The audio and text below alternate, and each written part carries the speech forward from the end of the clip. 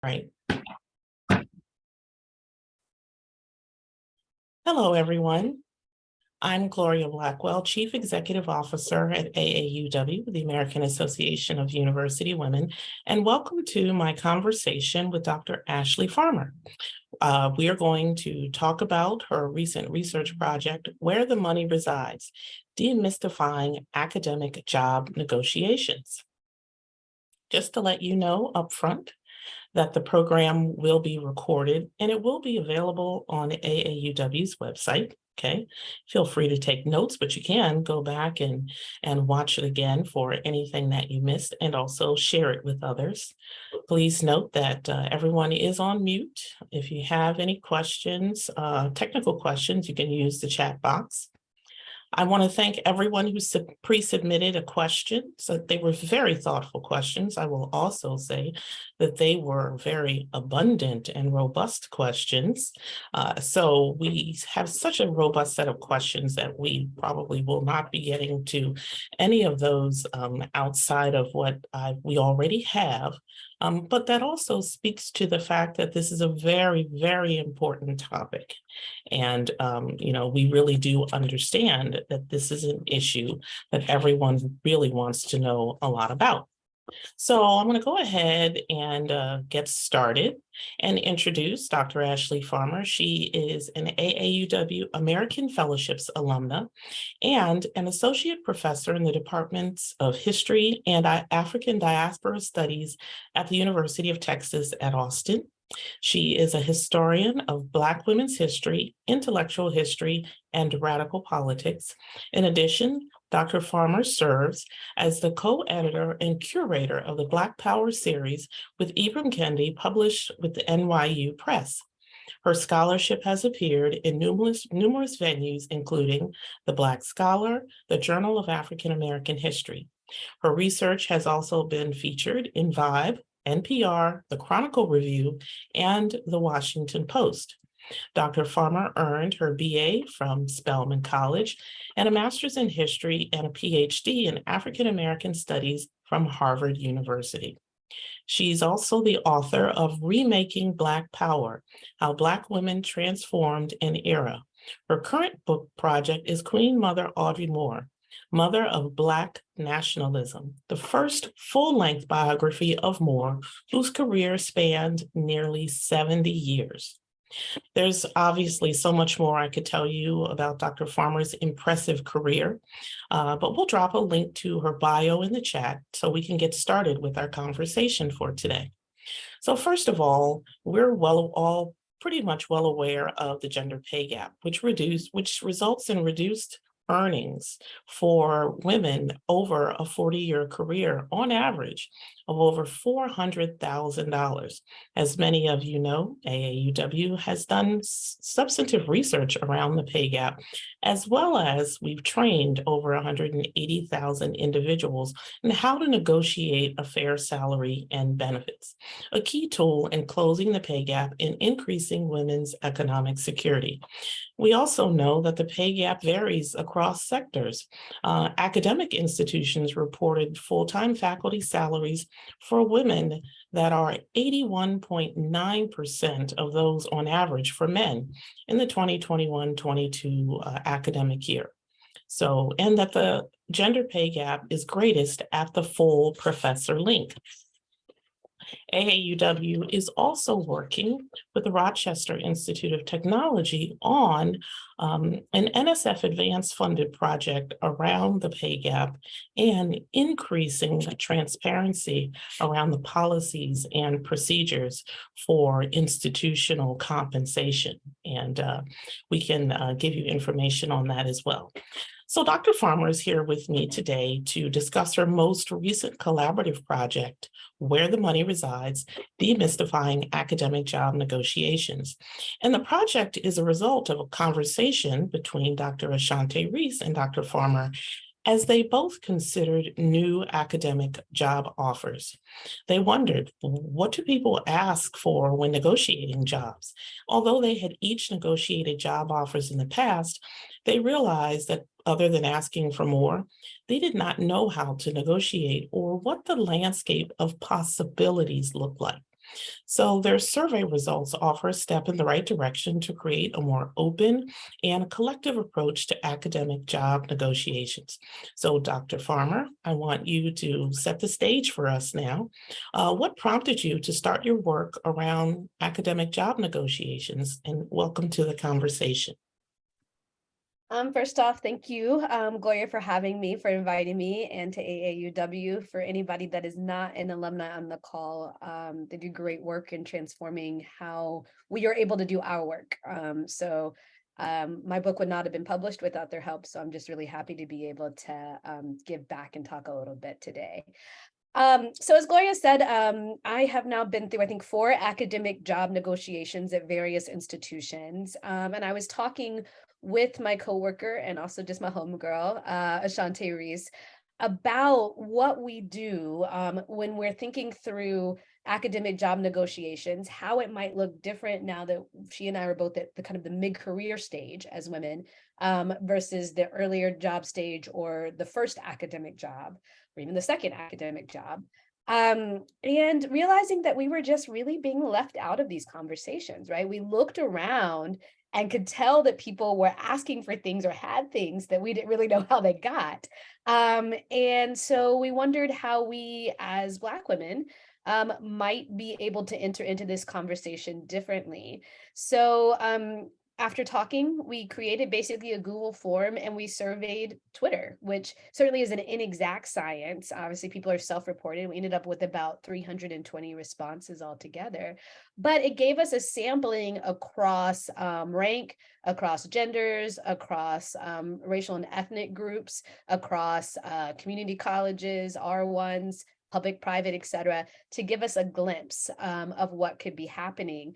And then we had a wonderful team member named Hannah Alpert, who, after we got this data, really helped us figure out how we might put it in some sort of intelligible form that would help us make sense of it. So, I want to recognize that even though I'm here today, I am representing our team that worked for several months to try to hash this out and figure out what was really important and what people were really trying to say here.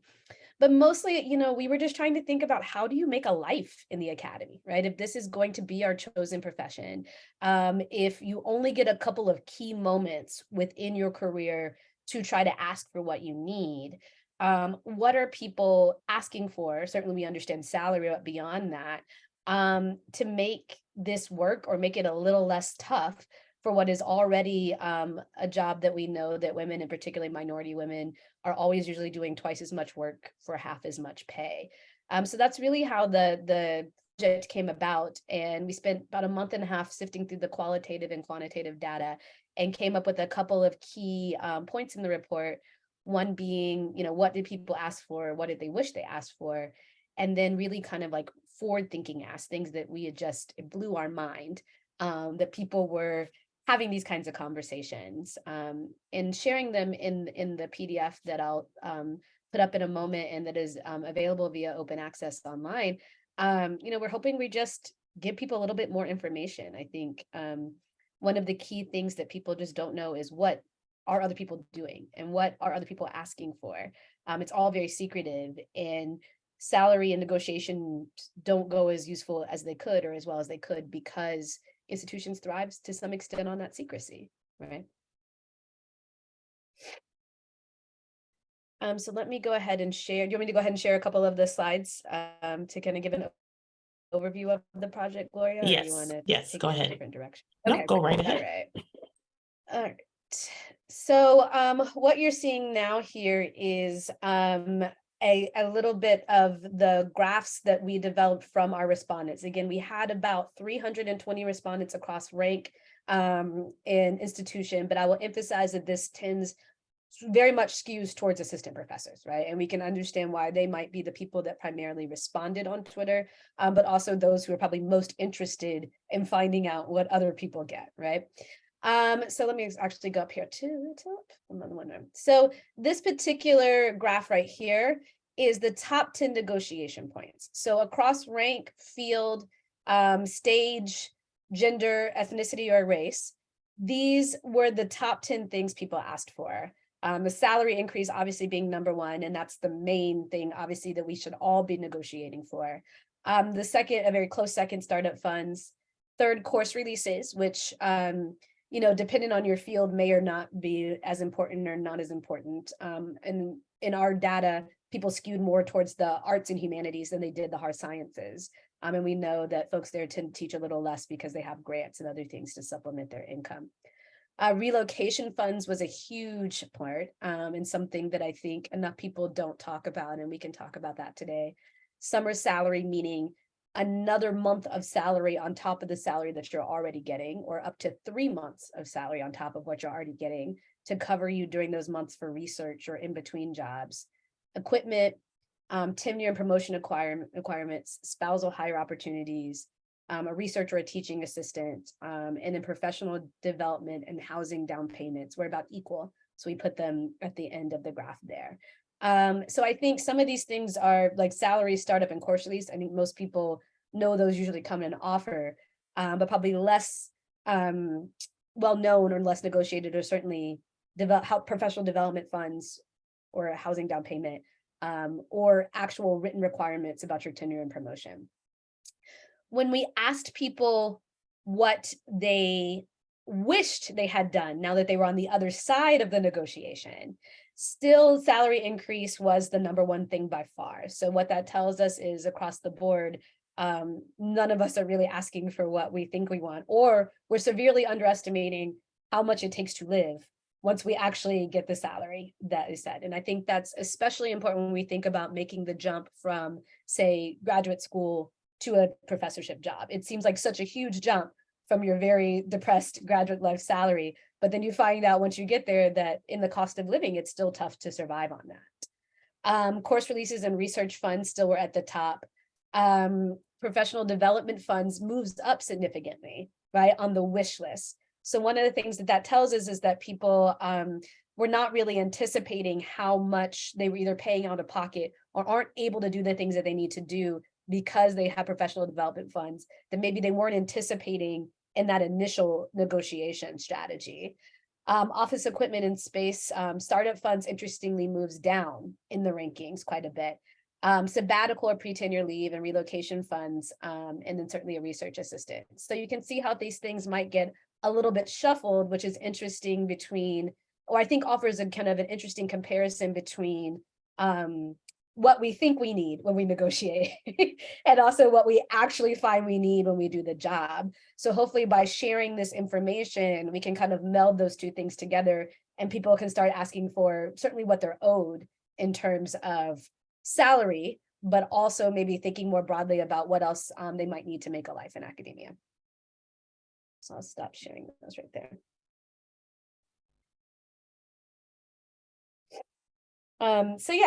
So I think that although obviously our study is limited, right, and it certainly has skews and biases, it can start an important conversation about what people are and are not getting, and hopefully let more people into the conversation about what's possible. Absolutely. So are there any other pieces of those two documents that you wanted to dig into a little deeper? Oh, yes, I'm sorry. Let me share again. I forgot one more graph that I want to offer to you here. Let me go back in here.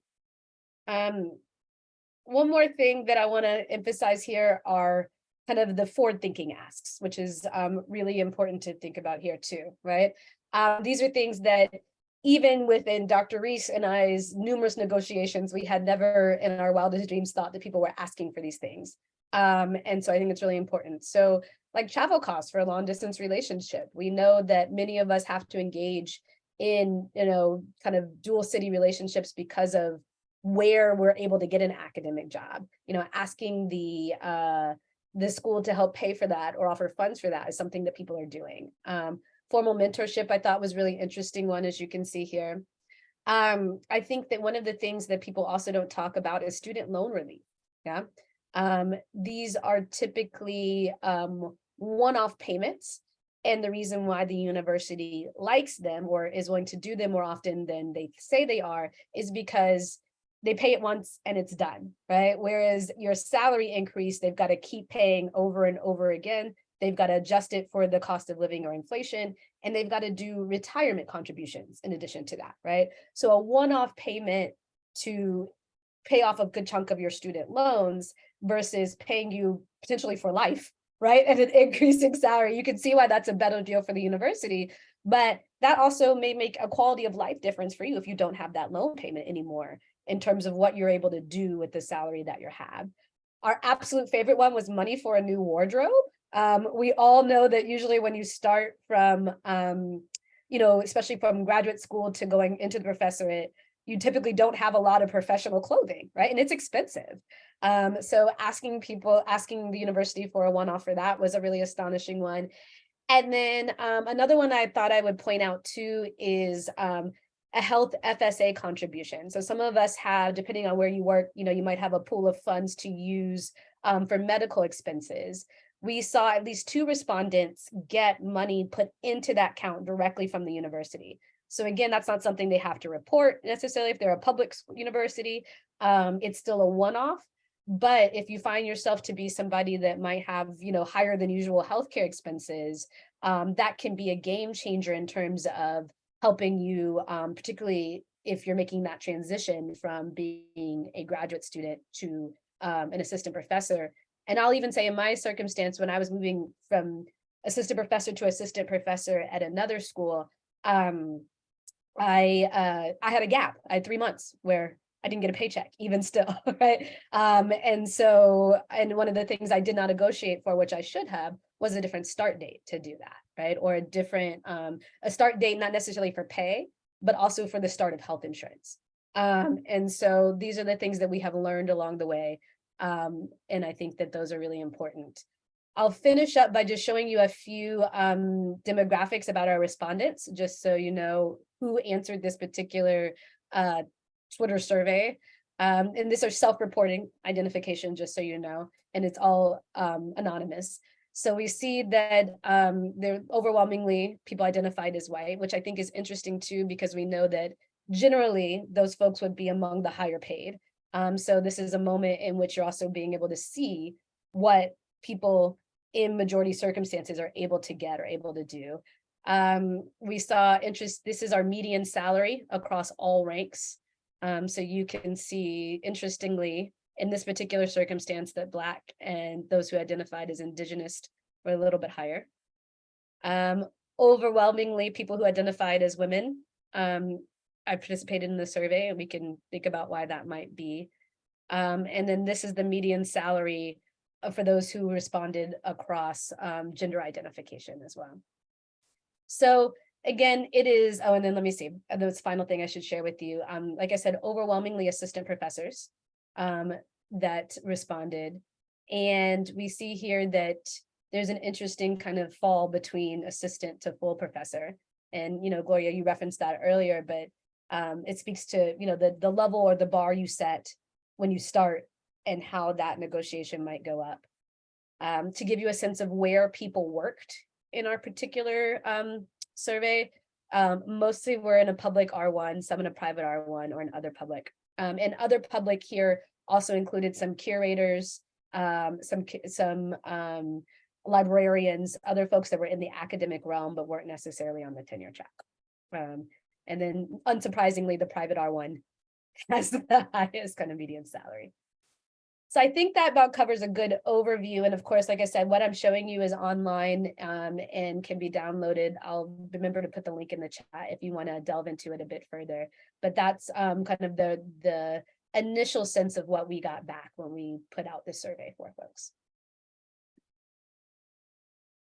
Thank you. So as you looked at the results for you or for the team that reviewed it, what was sort of the most interesting discovery that jumped out from you with the survey results?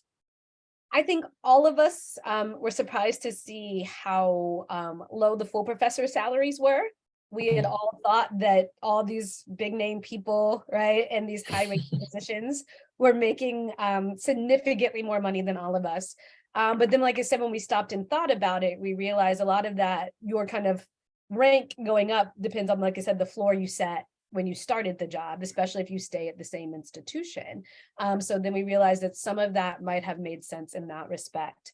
And then I didn't get into all of the kind of qualitative answers, but one of the things that kept coming up again and again in our raw data was how much after the fact people realized that people even within their own department, or people who had even been hired in the same year as, say, an assistant professor as them, how different they found out after the fact their salaries were, right?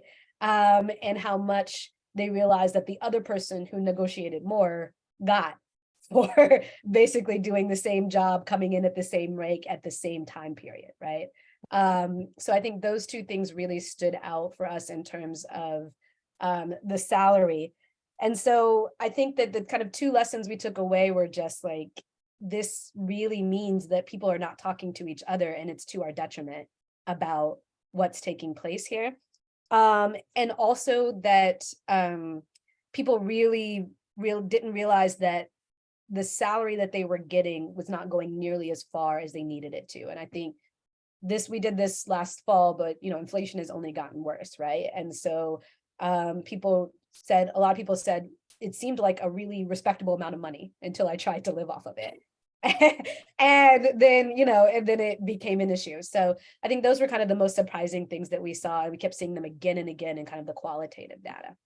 Yeah, that's really important. And I think that the question around the findings around people within your own department earning, much more than you're earning, not to mention when they find out that the gender disparities are things that are certainly very, very, not just surprising, but, unsettling and unfair. I have done a number of our Work Smart salary negotiation workshops with individuals who are at higher education institutions. And, it's quite interesting just to see how the lack of information and the impact that it has on individuals' ability to actually negotiate, and for them to try and find out, even what's happening at their own institutions. Obviously not as difficult if it's a public institution, but public, private, sometimes it's very difficult really just to find out and to do the actual benchmarking around their salaries. So I can see how, people were just very surprised to see that someone who came in at the same time was actually making more than them. And also that the process of negotiating, it goes different ways for different people, and that some people don't negotiate at all, yet the expectation is pretty much that you will in some way negotiate and not just take the first offer that is presented to you. So what are some of the myths around academic salary negotiation?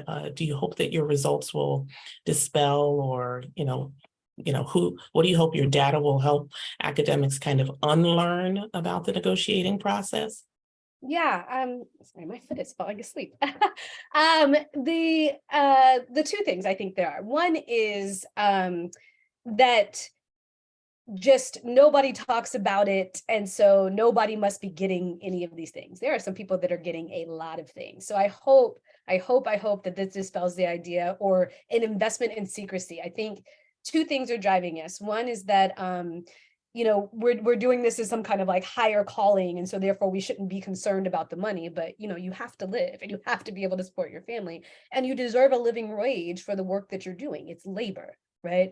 And then two, that I hope people realize that there's a lot of things that the university can give you beyond salary, startup, and like a course release.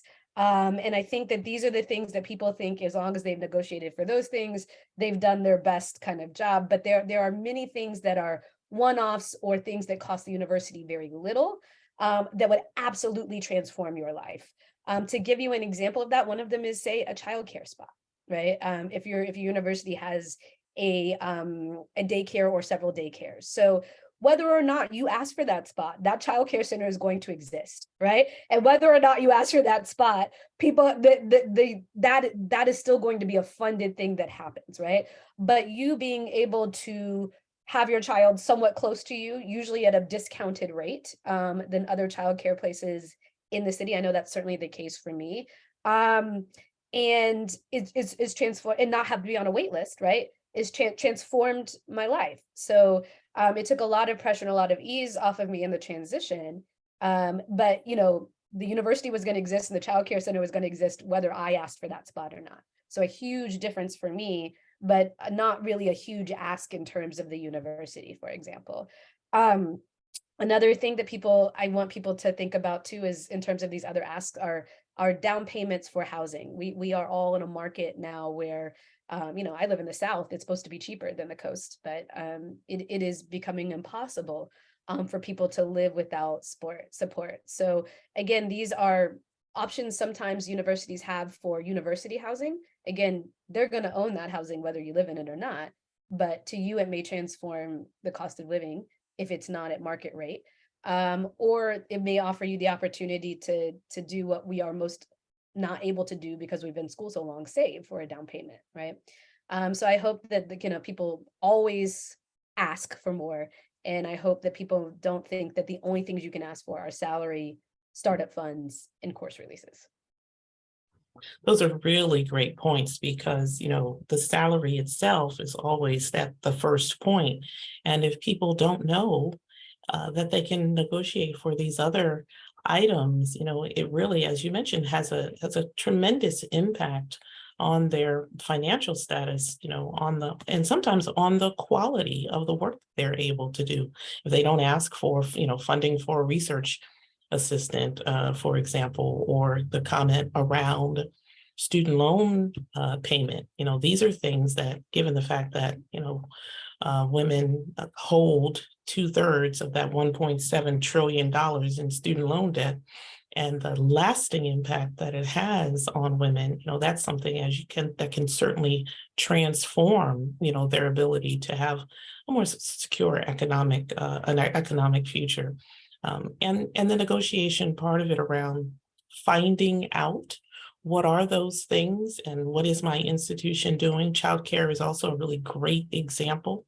Childcare across sectors is one of the things that is in such demand and is incredibly expensive, and that is keeping more and more women from not going back into the workplace because the cost of childcare really is outweighing the benefits of women being in the workplace. So those are all really, really important. And I think that if the transparency around all of these processes were much better, that women who are trying to negotiate would certainly be better off. And that's one of the things that in the project that we're working with the Rochester Institute of Technology around compensation practices and policies. It's really about sort of unlocking some of the secrecy around what happens, because for the most part, as you mentioned, most people don't know what their institutions actually have in place. And that's really, really important. Let's turn a bit and talk about the fact that we received a couple of questions around women of color, Black women in particular, in higher education, and how this kind of knowledge could be useful in negotiating. But also, if you could talk a little bit about your own experience as a Black female professor. Yeah, absolutely. I mean, no one taught me any of this. I was told straight out of grad school. I came out after the 2008 crash when, there's still no jobs, but it was particularly dire in my particular field. So it took a couple of years before I was even able to land a tenure track job. And I was told to just be so thankful for that, right? That I got that. And it wasn't that I'm not, right? But that kind of mentality of just being thankful for having it led me to not be afraid, basically, quite frankly, right? To ask for other things that I knew I needed in order to even just live in the city that I lived in at the time, and to kind of climb out of graduate student life and into the professorate. So I think that, and I did not have people that could really help advise me on this front. One, because there just weren't, I was the only one in the group, so there wasn't necessarily anybody looking out for me. But also, like I said, because I was kind of removed from the graduate school sphere, kind of floating in postdoc sphere, and not yet having a community on the other side of the professorate. So I was very much alone in navigating this the first time. So I think that's one thing, is just, I think there are less of us, or we often go into situations where there may not be somebody looking out for us. So that's kind of problem number one, if there's not that kind of mentorship. There's also a real, racial and gender dynamic. I know when I send an email asking for more versus when a white man sends an email asking for more, that is just taken differently, right? So there was a lot of, I think, angst and anxiety on my part around just doing it because I've been told not to ask, right? But also the language, right, with which how I make these demands, because when it's read, there's some person, they say, of course they need that, right? There's another person that says, how dare she ask for it? Those emails come across in two very different ways. So one of the things that I wish I had, and that I try to walk my students through now are, drafts of those emails where you have to assert that what you need and take into account these kind of complex racial and gender dynamics in order to get what you want. So I really struggled with just the self-perception that I should be able to ask for something, and then the actual act of the going back and forth.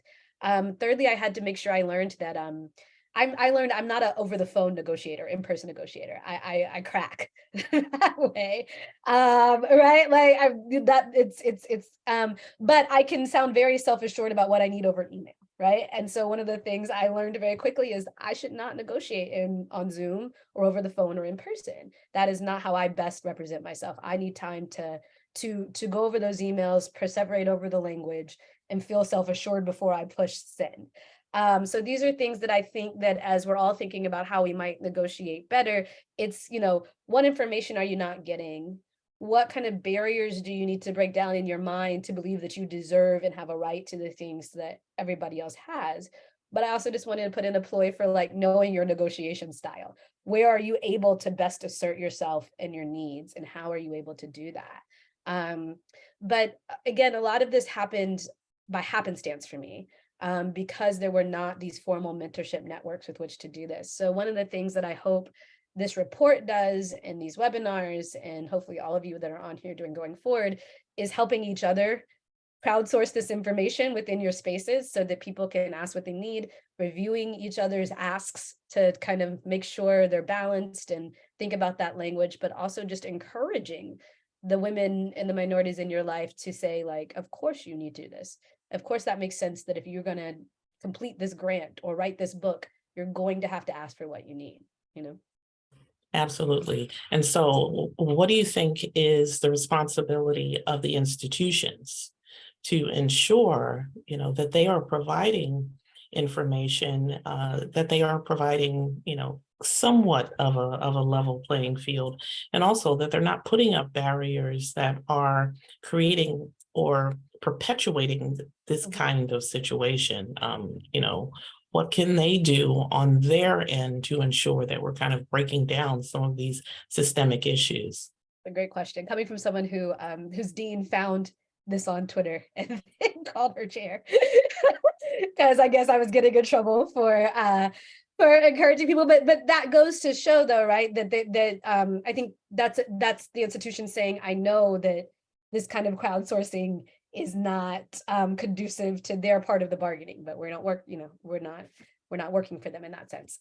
So I would say this: I think that as much, if any of you are in positions where you are writing job ads or have the ability to create job ads, there's rules against this in different places, but if you're able to put a salary or a salary range, at least somewhere in that job ad, not only does that help people understand, what somebody that applies for it could get, even if it's just a range, but it also starts to create standards that people can point to in other forms of negotiation, right? If I can pull up something and say, at this university, this job costs this much or pays this much, and I'm not getting that at the other university, that kind of peer plus kind of comparison can be useful for administrators. So if you're able to do that. I do think that, this kind of information that we're doing here should be part and parcel of department or college programming. It's certainly something we tend to do for graduate students as they're going on the market, but somehow in the cost of way, we don't tend to do it for people at the next step or at steps after that, right?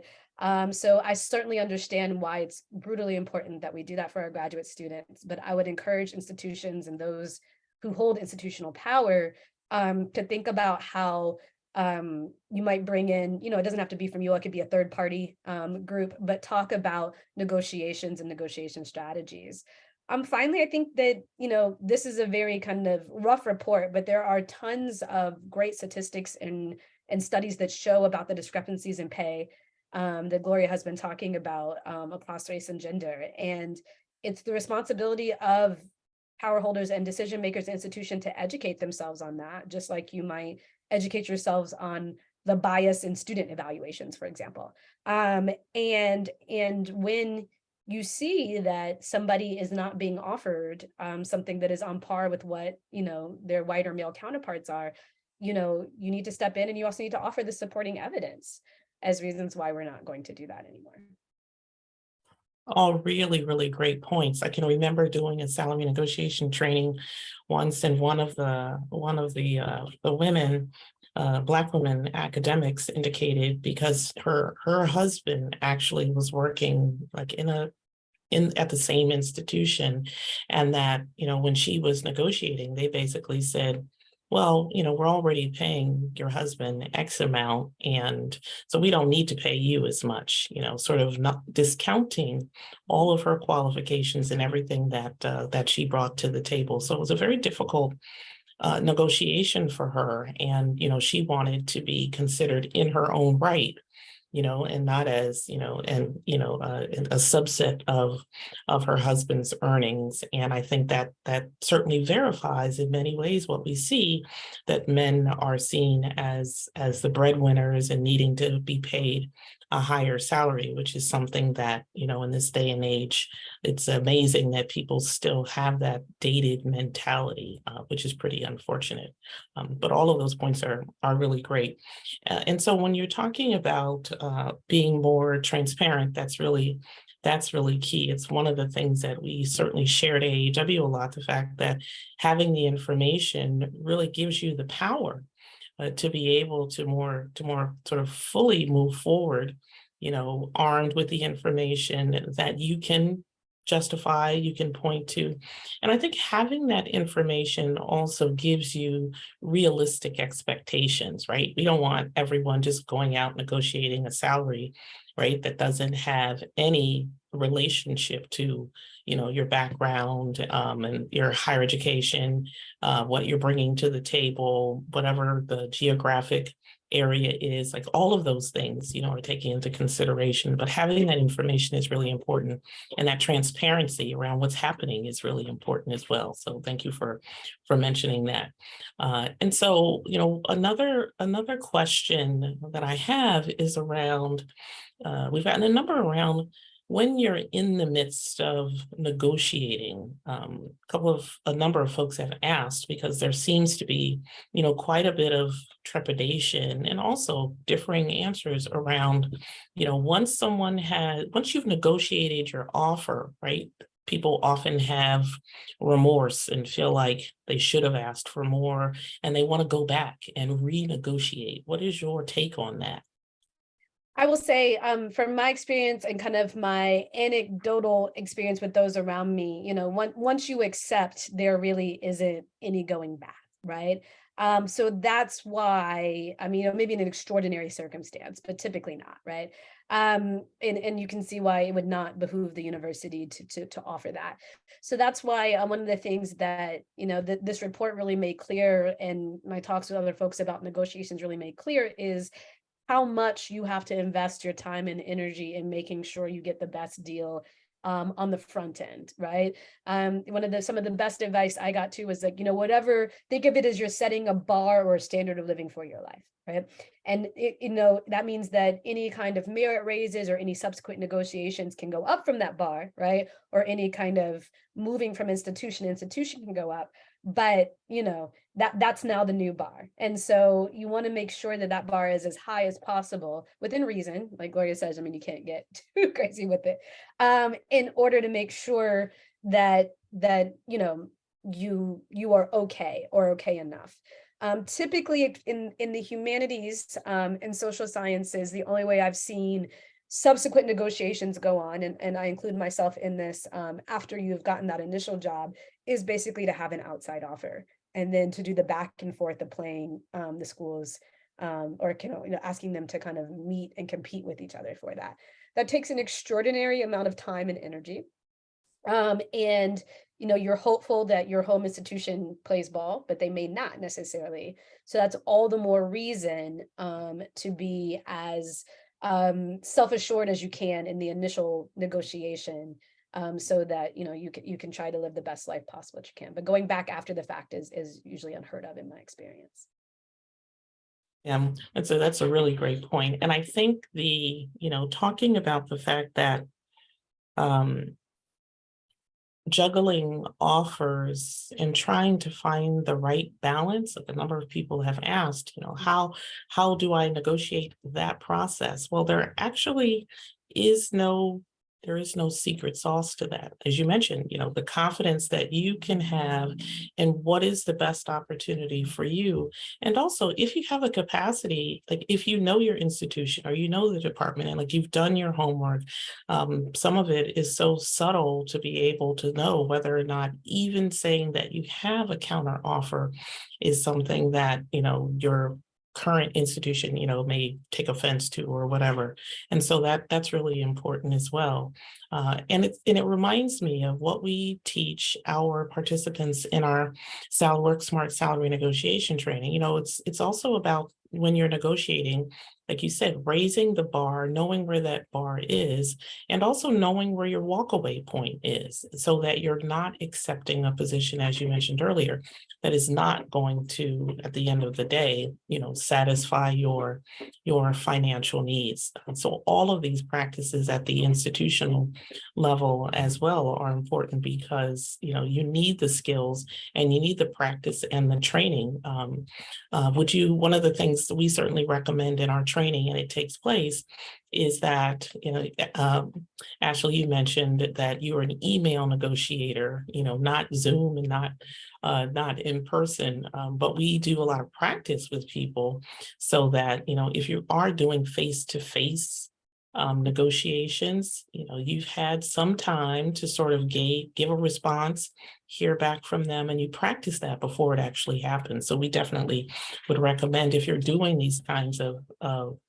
negotiations, that you just, grab someone and do some practice. And also, as you said, have someone that you trust, read that email before you send it back, so that you feel confident that what you're putting forth is sort of the best representation of you. Yes. Can I share a couple more points, I think, on that? So yes, I probably needed that negotiation because in person I'm like, oh, okay, but email I'm like, no. Yeah, so the other thing that I think that people are often trying to figure out how to balance in terms of when to walk away, when to stay, or when to kind of renegotiate. A couple of things to consider. Like, I know at my institution, there's some places that they're not even going to play ball with, right? So we can talk about whether they think that's the right kind of hierarchy or order of things, but that's the reality of what it is. So is my energy best placed trying to get a job over there? Not unless I actually want to go to that job, right? If I'm trying to get a counter offer. So I think it's important to know what places your university would be willing to kind of play ball with if you're going to renegotiate. I think the other thing across all negotiations, when you're talking about kind of your walking away point, is to try to think of it holistically, right? You cannot have everything, right? But that means you don't get nothing, right? So what are the top 2 or 3 things that you have to have, right? And then, what are the things that would be nice if you had as well? I think that those are the things that you have to think about. If you have a family, maybe spousal support and childcare is more important than the research assistant, right? But maybe that you've got a huge project to do and you're not gonna be able to get to that tenure line unless you've got reinforcements and help. So, and that changes depending on where you are in your career. What I needed 5 years ago is not what I need now. So I think that kind of holistic approach to negotiations. And then again, I can't stress so much, especially if you work at a public university where there's a real fear about the public reporting of salaries, right? And trying to make sure things look equitable on that front. Ways you might be able to negotiate for kind of one-off payments or payments that aren't necessarily public, that would transform your life, but might be more spaces where the university is willing to give a little bit more. But that balance of what are my top things, and also knowing if those top things aren't met, are you walking away, right? Absolutely. And there were also some inquiries around where people can find information on salaries. I think I mentioned that a bit earlier. Was there, are there places that you would recommend? I think that, we talk, quite a bit about payscale.com and salary.com. I mentioned earlier that AAUP does an annual faculty compensation survey, obviously the Chronicle. Is there any place else that you would recommend? Yeah, I mean, so like I said, any public place should have a reporting to salary. I would keep in mind that those are usually about 2 years behind in the public data. So, that should be your absolute basement. But suspect that even the people that you see there are earning slightly more. And just for the cost of living, inflation, et cetera. AAUP's site is my primarily go-to site. I think that is a really great and kind of snapshot of what folks are doing and what they're making. There usually is enough of a range on something like the Chronicle that you could see as well. But I think that's part of the gag, right? Is that there's not a ton of great places for this to happen, because we don't want to talk about money, and then we don't want to kind of collect that data, and then we kind of get in this cycle where nobody really knows what's going on. But also just don't be afraid to use your own networks, right? Do you know somebody that knows somebody that works there, right? Ask them if they can email and ask for a general range, and tell them they don't have to give their name, right? There's ways in which you can use these kinds of networks. Look how much we put something on Twitter and people came back with us as well. So, I say that to say that I think people are interested in helping if you have an ask that will help you get ahead as well. And I'm certainly willing to be one of those people that does that. So certainly we need these kind of formal databases, but as much as you can rely on networks, formal, online, et cetera, to just offer even a range would help you so much better than just shooting in the dark. Right. Absolutely, Yeah. absolutely. And that information is power, because it's going to back up the number that you're putting forth. I just recall that one of the trainings that I did, someone mentioned it was called, where did I see that written? ONET Online. onetonline.org. I pulled it up from one of the presentations that I had done. It was one of the places, and it goes across sectors, which is really good. But I think it's one that may not be as well known. And of course, higheredjobs.com/salaries is another place. But like you said, the data that they have isn't always comprehensive. So definitely, if you can reach out, for folks either at current institution or those that you're interested in, and really be able to get a sense of what the salaries are for that particular position, that is critical information.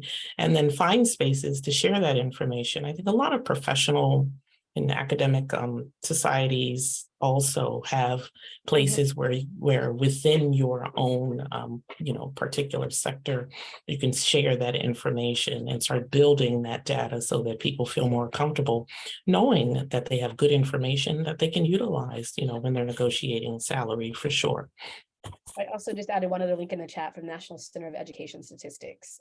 Yes. Authors that work too. Thank you very much for putting that in there. So I'm wondering about one of the being someone who took on this experience with your colleague, because even after having been in the field, knowing that you still didn't feel equipped. How do you feel now? What has that given you? Oh, it has emboldened me, y'all. When you see, It's definitely emboldened me. I mean, so yeah. So like I said, when you saw, I mean, well, let me say this. A better question answer is it has expanded my negotiation imagination, right? I even as somebody who had negotiated, multiple times, I realized still how limited my understanding of what the university could provide is. And I didn't think that I did a poor job last time, but then seeing this, I realized that particularly those intangibles were really lacking in terms of what I should have at least, shot my shot for. So I think that the biggest thing is that it's made me feel less alone in terms of knowing that other people are struggling with this too. Even folks perhaps that are well above me in kind of rank and experience, but it's also really, really expanded the possibilities for me. And it's also made me realize, I would say too, that it's okay to try to curtail a negotiation to what you actually need. Like, it should be somewhat personal. So if I got any negotiations advice at all, it was kind of the basic buckets we all have, but there may be peculiarities to my experience in terms of who I am as a caregiver, right? What health concerns I may have, what visa or work permit restrictions may be a part of me or my family's life, etc., right? So there's always going to be things that are not accounted for, and I think it's okay to argue for those major buckets, but to also say I need one or two of these things that are really particular to my life, and go for those in a way that I didn't realize so many people were doing before then.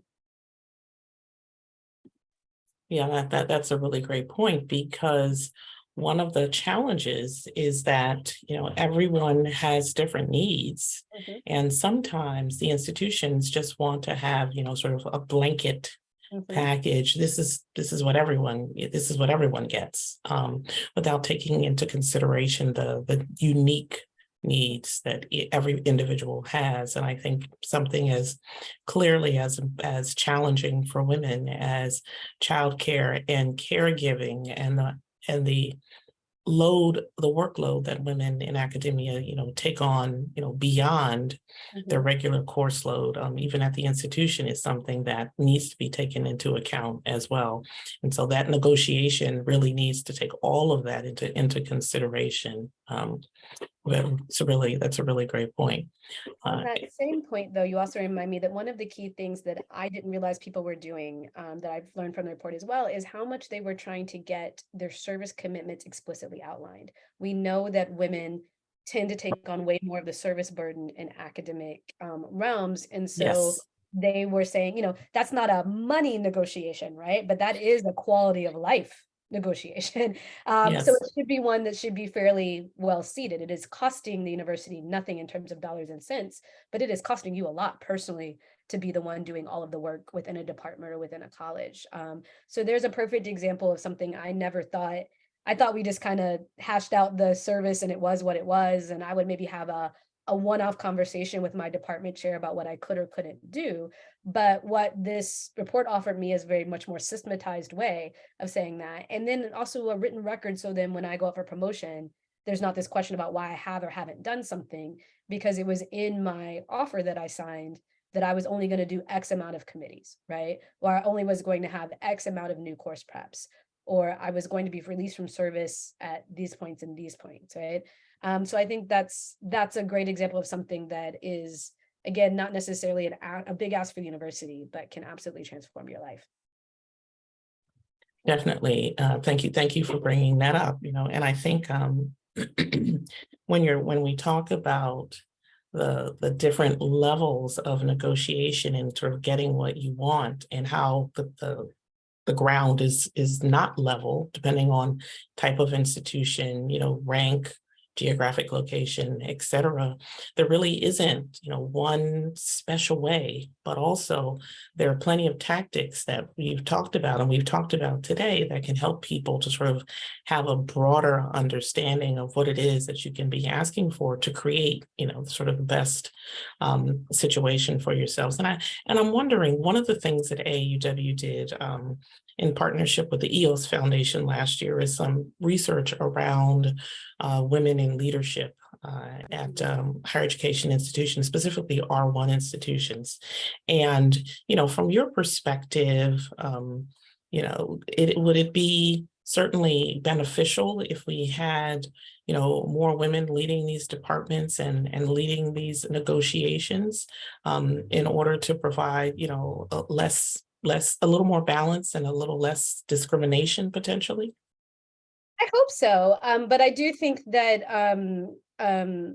it is even if you're in one of these leadership positions, it is hard to make a claim or fight for somebody without kind of a real entrenchment in the data and kind of things to point to make your claims. So yes, and I hope that anybody that has this kind of decision making power within the university will make sure will anticipate that even if they try to advocate for folks, there will probably still be some pushback. So how can you advocate for these folks?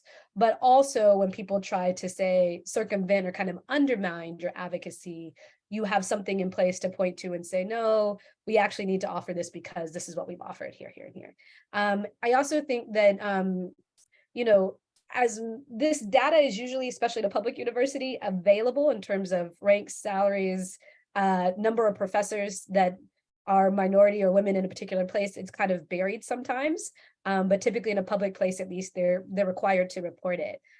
So I think all of us need to kind of better educate ourselves on what the landscape of the university space you might be going into is, so that we can make claims about what we need to be able to thrive. But also those in leadership positions, if they're able to point to their own data at their own school and say, see, yes, she's saying she needs this, this, and this, but let me remind you, she's the only one, or she's one of the, and we know statistically that that's a tougher road. I think it allows for a different level of advocacy. I'll also add that from this particular report, one thing it also taught me to do is to look at my school's benefits or my potential employer's benefits far more closely. We kind of get overwhelmed by that phase of things where you're just like, check off something for health insurance, check off something for dental insurance, et cetera. And so we miss the start and end dates and kind of what's covered in things. And this sometimes has very real consequences as we face health challenges or, just different phases of life altogether. And so one of the things I learned from a lot of the respondents is digging deep into the employers' websites about what options were available and what things were available, especially on the human resources page, gave some of the negotiators more ammunition for asking for some of these other things, just because they knew it existed in a way that maybe even the dean or the chair of the department that may not necessarily be trying to cheat them just didn't know existed, if that makes sense. Yeah, that's really great information because they often don't put things on the table that are actually available. Yeah, get that information, whether it's amount of leave taken off to take off and other kinds of benefits. Really valuable conversation, Dr. Farmer. I appreciate everyone who participated. We know that you still have so many more questions, which obviously tells us that this is a topic that really hits home for so many. And so we're definitely going to consider some future conversations on this really, really important topic. So thank you so much for sharing your insight and your experience and, really taking the time to be with us. You see there are we did put her contact information, the website in the chat, but here it is once again. But I just wanted to remind you that once again, that the recording will be on the AAUW website. You can reach us at aauw.org. Check out the website. And before we leave, I want to make sure that I thank the AAUW team for your support. Definitely, we have other programs like AAUW Work Smart. We also have an online salary negotiation program, Work Smart Online, where you can learn to negotiate your salary for free and get lots of tools and resources. So definitely check that out.